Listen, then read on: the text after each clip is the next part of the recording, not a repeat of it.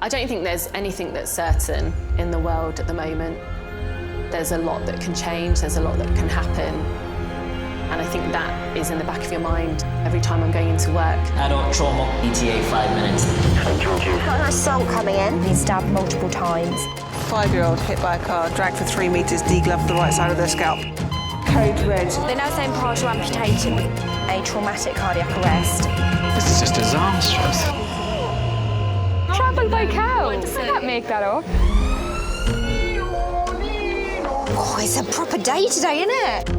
St George's, London, one of Britain's busiest A&E departments, under more pressure than ever. What are you doing? It does sometimes feel like a battlefield, and it feels like a losing battle at times as well. You need to calm yourself down. I have 10 traumas and absolutely no space. 25-year-old jump from a 3rd floor balcony. This is the point where we can make a difference. Thank you, everybody. Thank you. A place where life, Best place to make friends, A&E. love, and loss Scariest thing in my life. I thought I lost it. unfold every single day. A life is not just a singular thing. Things that happen to you have a huge effect on the people around you as well. You scare me so much, you know that? All the patients you're about to see were treated in just one 24-hour period. I see behaviour every day that reaffirms my belief in the inherent goodness of people. It's all a bit of a shock, isn't it? And I think I'm incredibly fortunate to work in that environment. It's a lot to take in. He's the love of my life.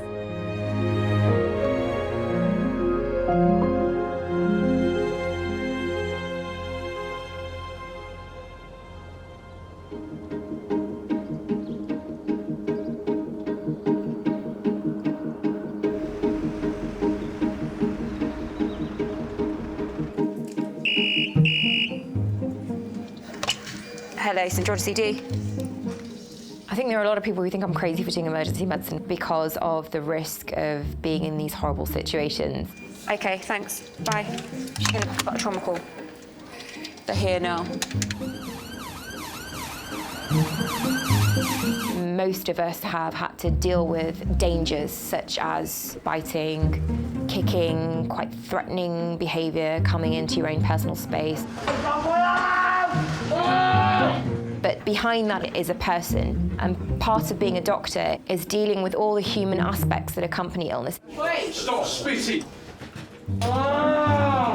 What makes it slightly more digestible, not to say it's acceptable, is the patient doesn't know what they're doing. They're ill. They have no understanding of what's going on, and if they were in a rational state of mind, that actually they would never do something like this. Relax. I think there's definitely been circumstances where I perhaps put the patient's health above my own safety. OK, on, go, ready, steady, go. It's about taking calculated risks. It's about getting an assessment of the situation in a way that can allow you to do your job. You need to keep your head still. No nodding and no shaking. Keep your head still. I don't think anyone thinks of themselves as being brave. I think perhaps afterwards you think, wow, that was a bit of a hairy situation. What kind of accident? I don't know. You don't remember? No, I remember. But the rewards of working in emergency medicine far outweigh the negative. I think we probably need to get him out of there's like wet clothes and stuff underneath. Thank you. And those are the things that keep me coming back for my shifts.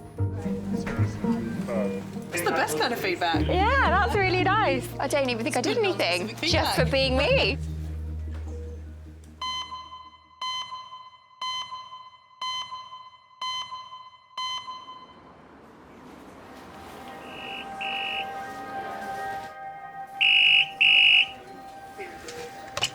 Hello, St George's CD. Medical? Right. Facial, neck, chest burns.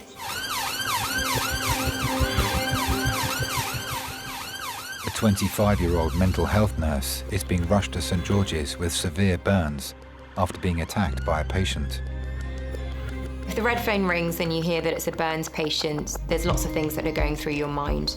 You're wondering, how bad are these burns? How much of the body surface area do they involve? How deep are they? Do they affect areas that I'm worried about, like the mouth?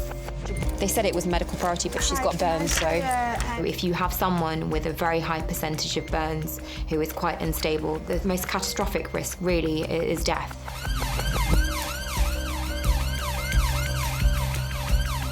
The woman's boyfriend was at work when the incident happened. I was in a meeting when my phone rang. I could see it was Christy, so I answered the phone fully expecting her voice, and it was a nurse who sounded quite panicked. The nurse just said, look, Christy's in a bad way. She's just asking you to go to St. George's as quickly as you can. I was just saying, where's the burn? How bad is it? And she didn't have the answers.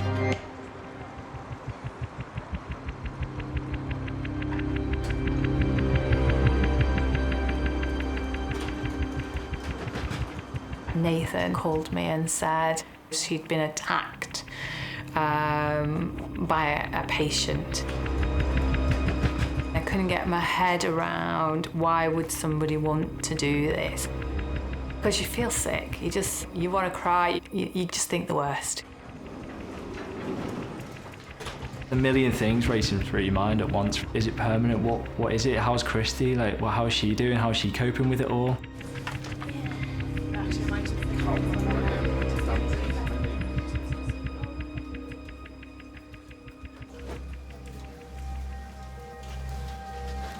So this is Christy, she's 25 years old.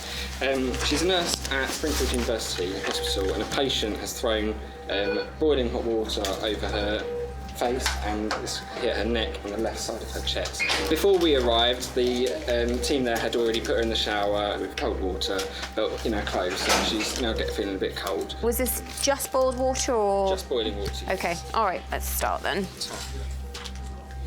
We're just going to undress you, lovely. We'll try and be as gentle as we can, my love. There are certain areas that we worry about acutely. Or any burns that affect the mouth or cause swelling to the inside of your mouth, we'd be very, very worried about, because the worry is as the swelling increases, your ability to breathe for yourself effectively decreases. I'm going to need to press on them, so I'm very sorry. And we'll get you some pain relief shortly, OK? Oh, sorry, my love. Sorry. Can you feel me here? Yeah. Yeah. It is very important when you get these kind of patients to really take them seriously and understand that things can deteriorate very, very rapidly. Can you open your mouth up for me? Inside of your mouth is fine? Yeah. Okay. Ow, small pinch. Ow, ow. You're OK? Okay, I know. It's really hot. How bad's your pain on a scale of 1 to 10? About a 10. 10? OK. As soon as I heard it was on her face and her neck, that I started presuming the worst then, because it's the most visible area of your body. I was thinking, oh God, what's this going to be for her life? Is it going to be completely life-altering for her?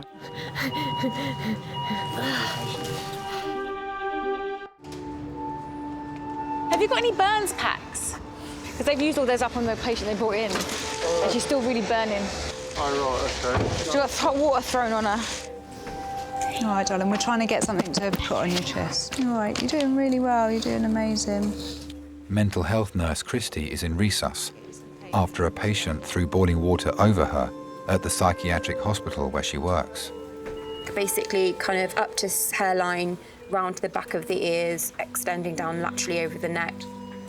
Christy's mum has been notified, and her boyfriend Nathan is on his way to St. George's.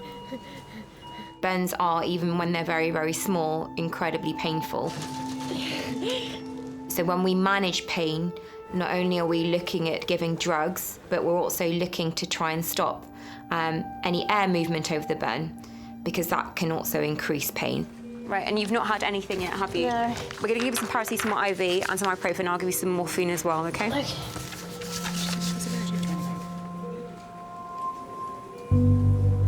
She was born in the Wirral, which is between Chester and Liverpool. It's a peninsula area.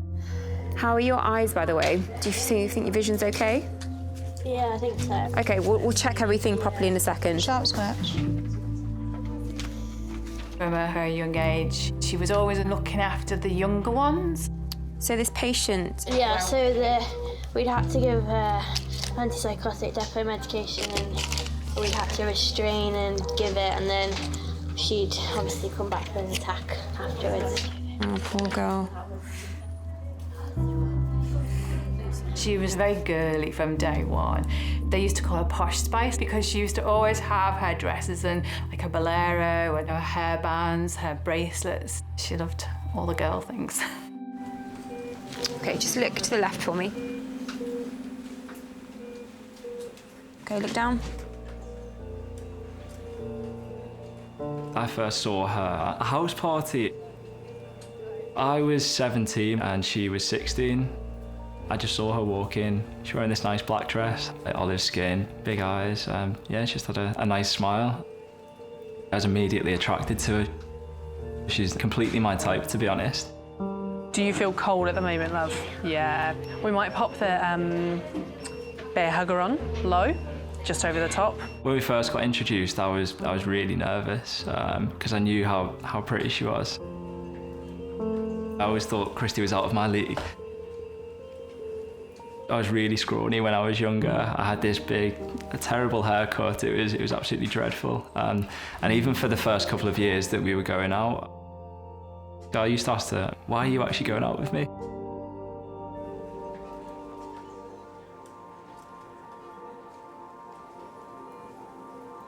Burns can be injuries that alter the way you live your life, whether that's from a disfigurement point of view. So burns on visible areas, such as the face, can be very difficult for patients because it's so closely related to their identity and what people see of them.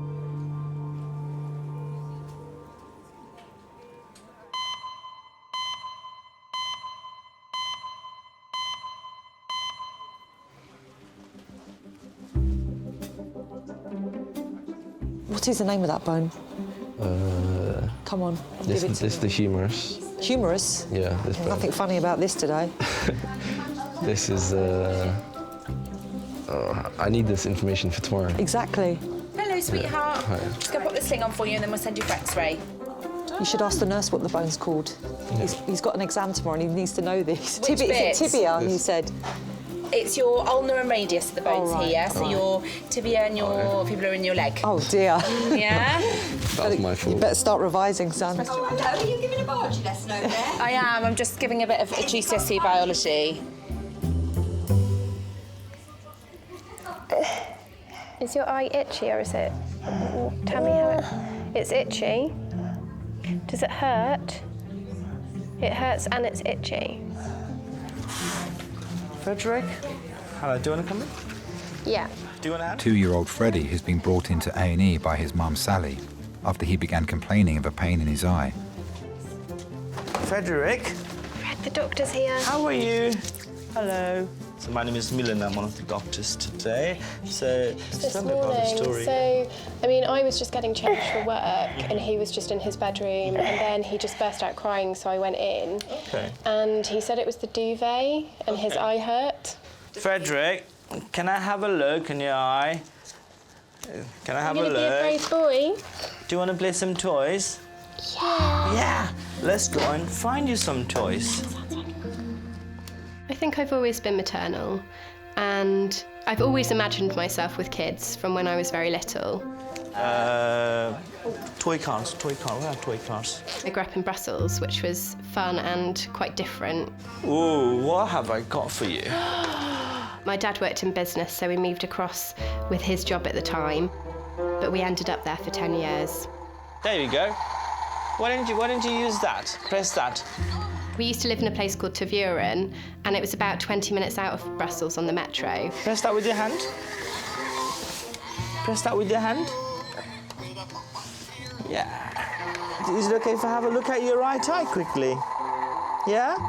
Is that okay? No, we're trying to get into. Okay. All the houses were a bit spaced out, and there was a long drive going down to our house. Dad used to let us drive the car down the drive sometimes on his lap, you know, it was all very exciting. I love my childhood. If you let me have a look, Open your eyes for me. Open your eyes. Open your eyes.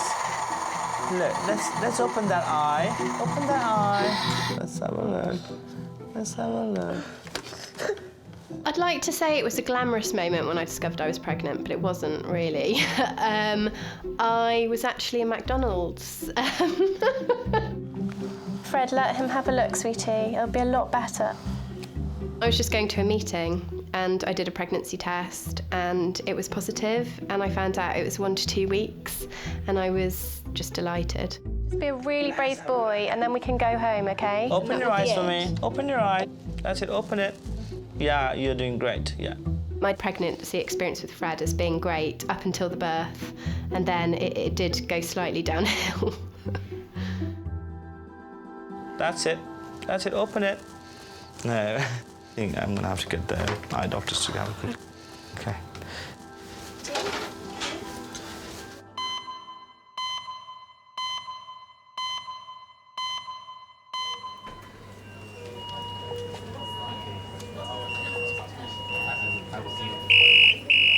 God, that is so loud. Hello, St George's. 15 minutes. What is that? Accidental stabbing. Where? In the right upper leg. Right upper leg. A 23-year-old man is being rushed to St George's after being accidentally stabbed by his cousin in southwest London. A stab wound, depending on the weapon that's used and the area of the body that it's affected, could cause catastrophic damage. Accidental stab right upper leg. With a stab wound to the thigh, the most worrying risk is the damage to the blood supply. If you have hit a big blood vessel, there is a chance that you could effectively bleed to death. The man's friend Jordan was with him when the accident happened. I was with Joe up at his cousin's house. Probably only there like 15 minutes and half an hour. His cousin had a knife and was like, yeah, look at this. He was waving it around, pretending to be like someone off a film, you know, like where someone's holding someone up with a knife. And Joe's like, Nathan, I told you not to play with knives. And then, literally within a minute, he caught his leg, and Joe was like, instantly, he was like, And then it just started pouring out with blood. The moment that I knew that things were getting bad is when he started saying that he's losing his vision and he's going lightheaded, and he's like, I can't see anything, I can't see anything. I rang the ambulance, and then within like 3 or 4 minutes, armed police burst through the door with guns and tasers all over them. Trauma's here.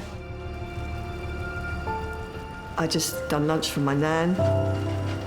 Thought I'd give Joe a call, rang up, and in an ambulance. And he told me he'd been stabbed. I was in absolute shock. Joe is not a violent person. He's never been a fighter.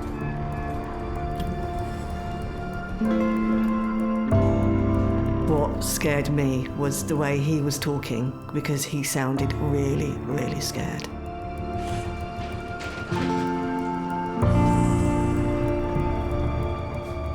A lot of things go through your head. I was thinking, this could be it, like, he could actually die. So this is Joe, he's 23, his friend has accidentally stabbed him in the right lower thigh. Initially the blood was squirting and there was a period of blurred vision that Joe had. It's like a small kind of curved knife, not particularly clean either. With a stab wound, one of the things that you need to think about is infection, particularly if the weapon that was used was a dirty weapon. Bugs that are on the weapon can then be transferred deep into tissue wherever the stab wound has gone. Blood on it. The worst case scenario of an infection is that you become very critically unwell with it and you can develop sepsis, which can potentially kill you. Right, okay, so it's probably gone in about 1.5 inches, dirty wound.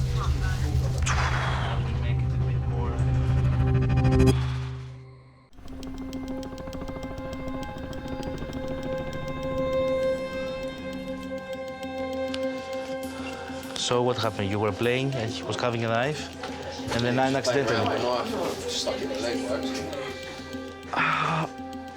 Joe is in resus after being accidentally stabbed by his cousin in the thigh. Doctors are concerned about infection and whether the knife has penetrated a major blood vessel. We need to have a look at your wound. Is that all right? Sorry about that. Sorry, you're doing really well. He's painful because it is quite deep. It goes up to bone. Size and depth are important. Often you only see a small hole at the surface of the skin and you don't know which way the blade has gone, which is where CT scanning becomes so important to see if things such as muscles have been involved or nerves have been involved or arteries have been involved. We're going to give you some pain relief first. We're going to get you around for a CT scan to image and make sure everything's okay. Then that wound, because it's with a dirty knife, that needs a proper clean. If we just suture it, you're going to get an infection there. It needs a proper wash out.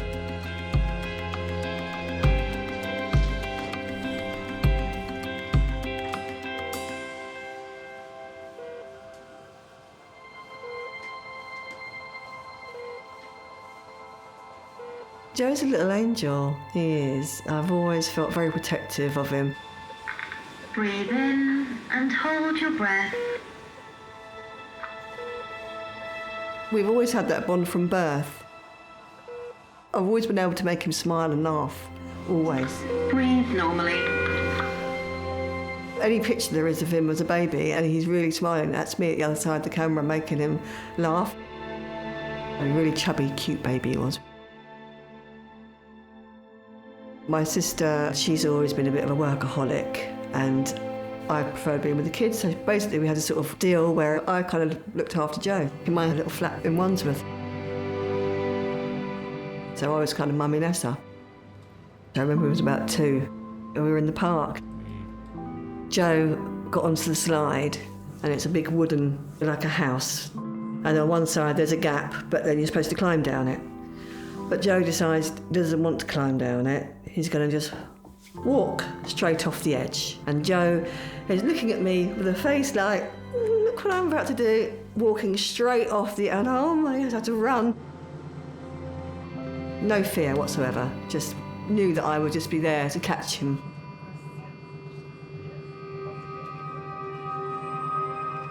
He never had a father figure because he wasn't around. He left before Joe was born. And I think not having a male role model in your life affected him. He would have known how to behave.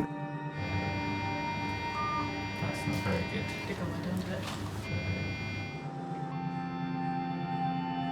We all moved up here to Hastings together. I followed my sister down here. Then the kids are like, oh, why did we have to move away? Why couldn't we stay in London? Because obviously what they're used to and their friends are there. But then you see all these things escalating and what's going on with gangs and all this violence. I don't know where he might have ended up had he been in London.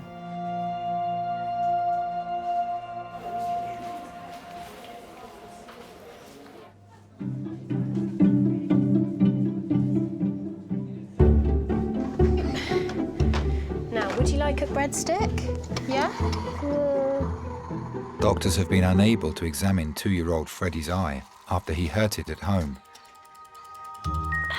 What have I got? You look so suspicious. We try and get a drop in to kind of numb it a little bit, Yeah, okay. and then we can put some dye in to see if he scratched it. It wouldn't have any long-term effect to put the drop in or anything? No, not at all. Can you try and pop them with both hands, Freddie? Go on. Yeah, there we go. Big blow, go on. Go on, you can do it, you can do it. Oh, okay. It's sore, isn't it? Oh, Freddie. I went into labour at 4 o'clock on the 5th of November, bonfire night. Okay, you're gonna let Milan put this little drop in? Then 13 hours later they came in and I knew I wasn't progressing, so they decided to take me in for a C-section. You're gonna be great, Freddie. Come on, let's get it over and done with. Obviously, when Freddie came out, it was amazing, and I got to hug him. But quite quickly, it turned from that to alarms going, people running in. Unfortunately, I hemorrhaged. The womb just went flat, and so I bled a lot. It's going to be fine. They told me that they were prepping me for a hysterectomy. It's something that you don't want to be told and is quite scary. This will stain the eye a bit yellow. Okay. It goes away with time. Okay. Fortunately, they were able to get it under control and do some sort of procedure. To be honest, I was just relieved he was okay and happy and healthy. Let's have a look. That's good. Good boy. Okay. Look at this, is orange.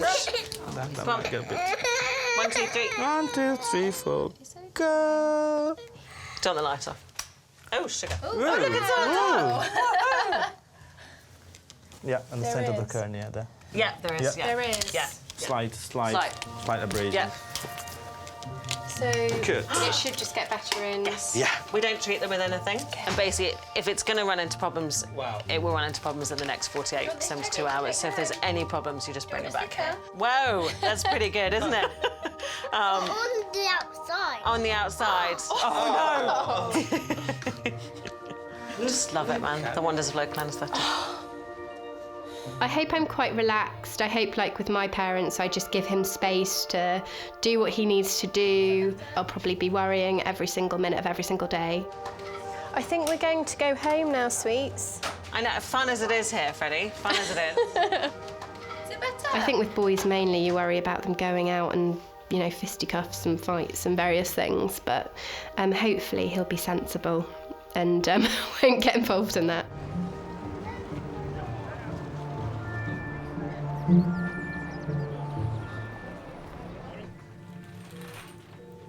Got some paracetamol and some morphine for you. I'm gonna give you this, all right? And then your boyfriend's here, but I'm just gonna warn him before he walks in. All right? Yeah. What's his name? Nathan. Nathan, all right. Yeah. Doctors are attempting to cool Christie's burns to prevent further damage to her skin. Her boyfriend Nathan has arrived at St George's and is waiting in the relatives' room. Nathan, hiya. Just breathe, don't worry. She's a bit upset as well, but she has got some blister in here. All right, so just don't worry. We've given her some painkillers, okay? And they're just putting some dressings on her now, all right? Just to help her feel a bit cool, okay? You had morphine before? No. Oh. No. That's lovely. Yeah. There you are. We're just giving her some pain relief and things like that, and then we're probably going to get her over to Chelsea, which is where the burns unit is. So she's going to be okay, all right? Yeah. I think all of this is quite... Yeah.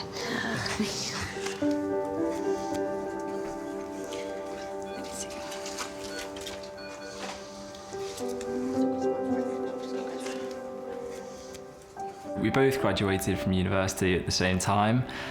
We decided we were going to go travelling. But then all of a sudden, one of my friends contacted me who was down in London and just said, look, I really want to recommend you for a graduate scheme. And then 3 weeks later, I was down in London, which was a big shock to the system. It was really tough for her because I was down in London having a good time with all these new people, whereas she was at home. She started looking at different courses, and that's when I got quite excited because she was looking at courses in London. So she found a role in King's College and she got accepted for it, which was such a good moment. So I just come to explain what's going to happen. So obviously right now our concern is just to get you some pain relief, make sure you're as settled as possible and give you the wound care that you need. Yeah. We don't have burns here, so we have to refer on to Chelsea and Westminster. And what we will do is we'll need to take some images of your burns, and they essentially will look at the images and kind of give us a plan of what to do. Yeah. I feel so bad for you. Oh, don't worry. Because her nan and granddad were both mental health support workers, she then got a temporary job in the hospital. All right, I think I have to take some pictures. Okay. So let's start with your face first. Okay. Let's start with your face first. Through her own experience, she's realised that actually she enjoys nursing.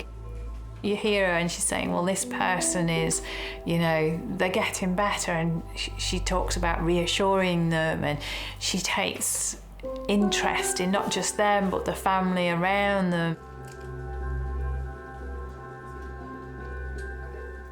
I didn't have too much exposure to mental health before Christy started working on the wards.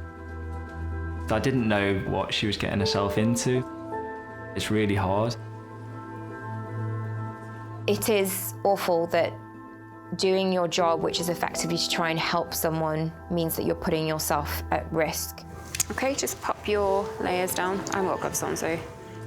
And I think we all accept that this is part of our job, but nevertheless, it still affects you depending on what's happening to you or someone that you know.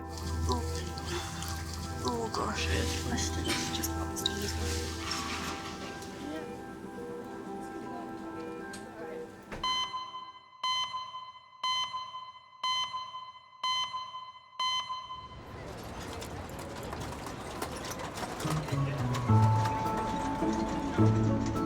Paul O'Grady, and his show's brilliant.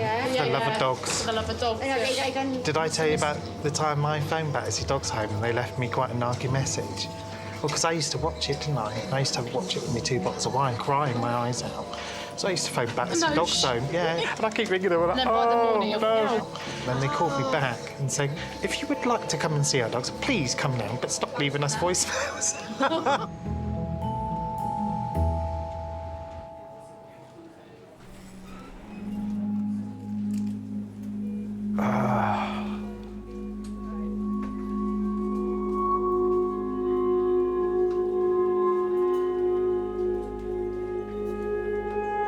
How long do you reckon I'll be in it for? So you've been stabbed with something that's quite dirty, which at worst case scenario can cause kind of an infection of your leg or your joint. Yeah. And that's potentially limb threatening. So I just got to stay here overnight then? That would be, we can't make you do anything you don't want to do, but my advice, strongly advice to you would be that you need to get your wound sorted. Yeah, no worries then. I'll have to do it then.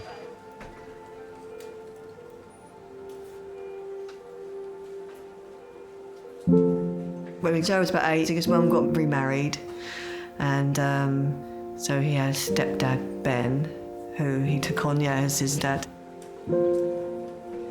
My mum, she started seeing him, and then she started taking me to go see him at his flat, like she'd like to meet him and that.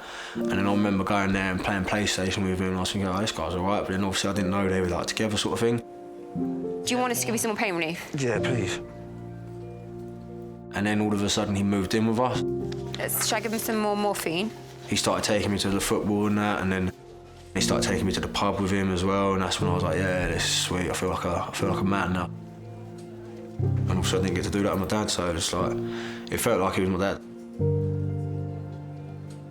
Me, my mum and my stepdad all moved to Hastings. It was my older cousins, really. She didn't like me hanging around with any of them, because obviously she knew that they were all like just up to no good and just kind of leading me astray sort of thing. But obviously, like, I came down here and they stayed up there. One of them went to prison by the time he was 18, and it just like said it all, really. It could have been me. The problem is that it is a knife, you know?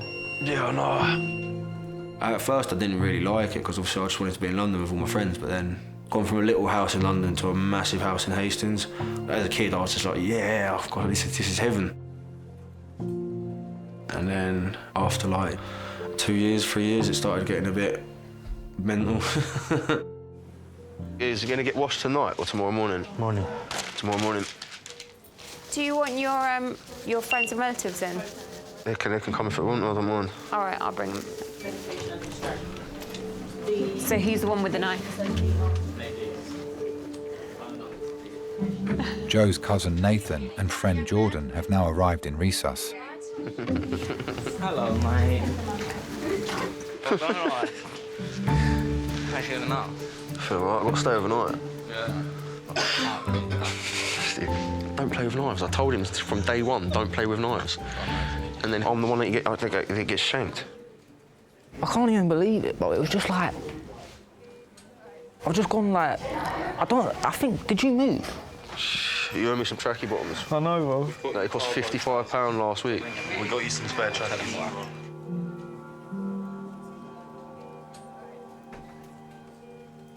One day I come back from school and my mum was like, look, like, we're broken up. Dad's cheated on me. Can you ask her for some more pain relief? I remember her telling me, and I was just like, I don't believe you. Do you know what I mean? I didn't want to believe it, so... And then she was like, yeah, he cheated on me with someone down the pub. That was the last we saw of him. Like, that was it. And obviously, you don't ever expect to hear that. I didn't think he'd ever be capable of doing something like that. And he's just, you're like, someone you looked up to, and you're like, what? Feels like it's bleeding.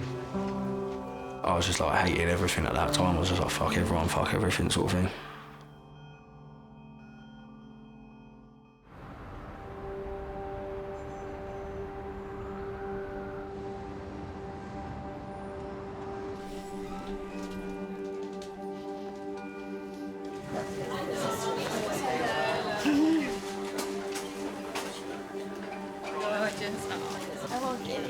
That's all right. I've done gooey with you before, haven't I? That's my mum. Hello. Oh, you're the mum, are you? Yeah, I'm all right, girl. After assessing the severity of her burns, consultant Fiona is referring Christy to the specialist burns unit at Chelsea and Westminster Hospital. So she's actually a nurse who works on psychiatric hospitals, and they tried to give a patient some chemical restraint. The patient then came back with some just boiled water and threw it over her. I know, it's sad, isn't it?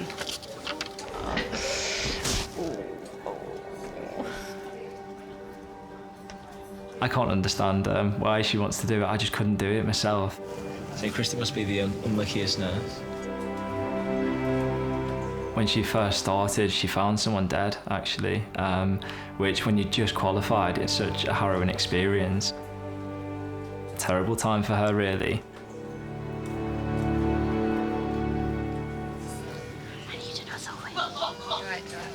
Do you want me to do you from the back? Yeah. It's probably best, and then you're going to flash everyone. I don't like her working here. Have you seen the bruise on her hand? No. That was yesterday or the day before. Someone kicked her in the stomach. She said that? Yeah, they kicked her in the stomach and then grabbed her hand and like slammed it against the wall as well. Yeah, it's not good. She needs to just get a normal job, sitting at a desk. We all have our choices, somebody's got to do it. I know. My view of when I brought the children up was, it's my responsibility to make them responsible and independent adults when they get to 18 or whatever, and to support them in whatever life choices that they make. It's hard when you've been training for something though, and then... She does, and she really enjoys it though, that's the thing. She does, she finds it really rewarding. You do worry, you know? You do think maybe this is not the best place to work. Then you have to respect that that's what she wants to do. You've just got to be there, and you've got to put your thoughts sometimes on hold and your feelings on hold. I think love is putting all that, and that's yours, but love is doing the stuff that for them, whatever they feel they want to do. Okay, so she's going to go to Chelsea and Westminster. They don't want us to clean anything. And just cling film for transfer.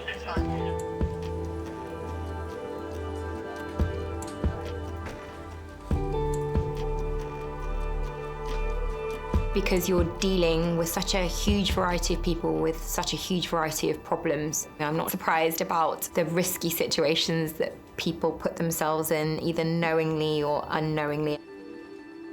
So I'm sure work's made me more risk-averse. That's why in my personal life, when it comes to taking decisions regarding risk, I perhaps think too hard and perhaps overanalyze everything.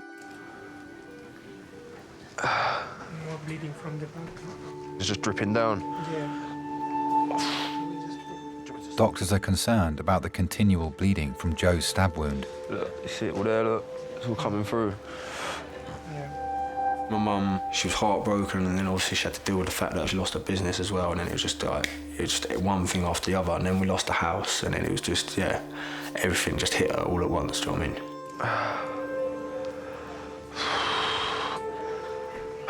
just struggling to get by. When I got to like 14, 15, I started leaving school. I was taking days off school to go to work.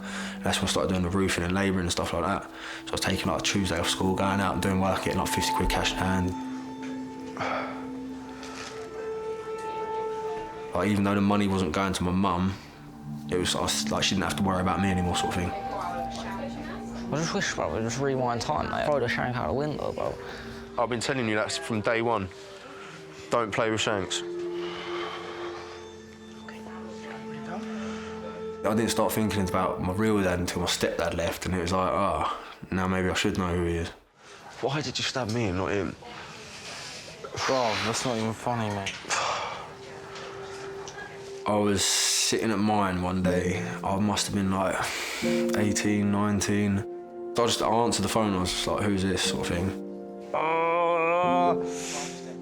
So he was like, yeah, is this Joseph? And I was like, who is this calling me Joseph? And then he was like, oh, I think I might be his dad. I was like, what, John? And he was like, yeah. You're right, you're about to cry. And then went to go meet him in London. It was the day before New Year's Eve. I woke up, I threw my guts up everywhere. I weren't even going to go, and I was like, look, I've got to do it. And turned up, and obviously I met my dad, my older stepbrother, my younger stepbrother, and my younger stepsister. It's all right. It's not though, is it? It's all right, Joe, I'm here. When I got to the station, when I saw them all, I remember just being speechless. Like, I remember him just standing there, just all straight on, and he just didn't know what to do, didn't know what to say. Dad was like, you're right. Like, it was just, he looked a bit awkward at first, but obviously I probably looked a bit awkward as well.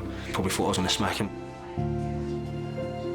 Oh, I'm starving, mate. I ain't eating today. All I've had is that sausage roll and cheese straw.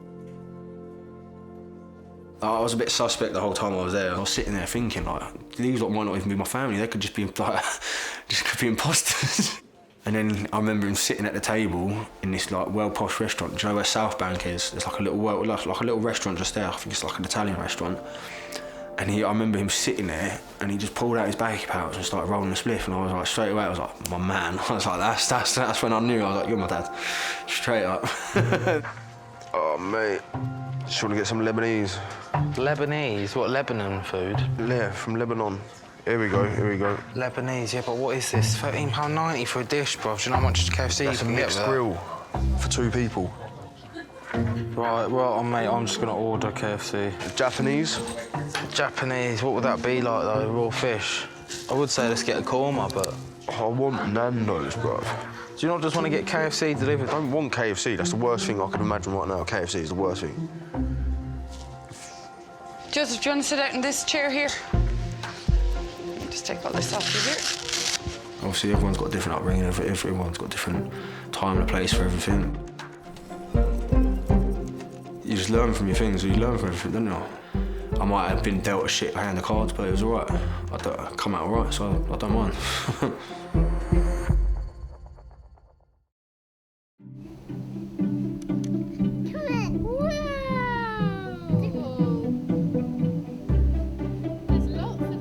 Does your eye feel better? No. Do you feel any better? No. I'm finished now.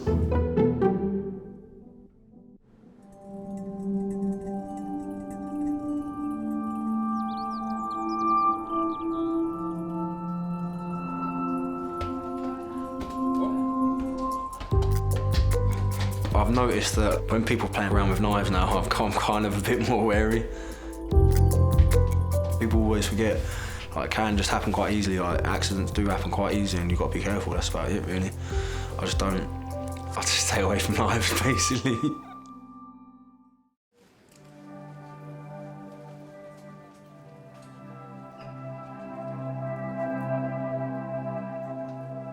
The nurse there then had to start to treat the blisters and scrape off her skin. It was just a horrible routine to watch.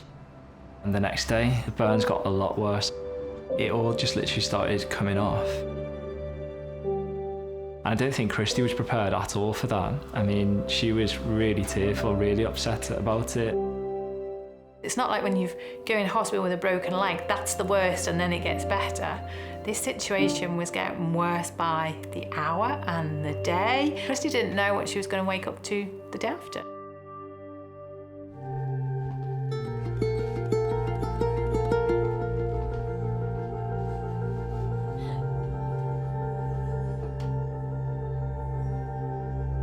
I'm definitely a lot more cautious at work. I am cautious opening doors. I'm cautious if someone's behind me. It's affected work and life.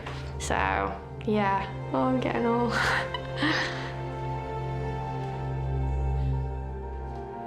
I don't know what I'd do if I didn't go to work. I enjoy it too much not to go.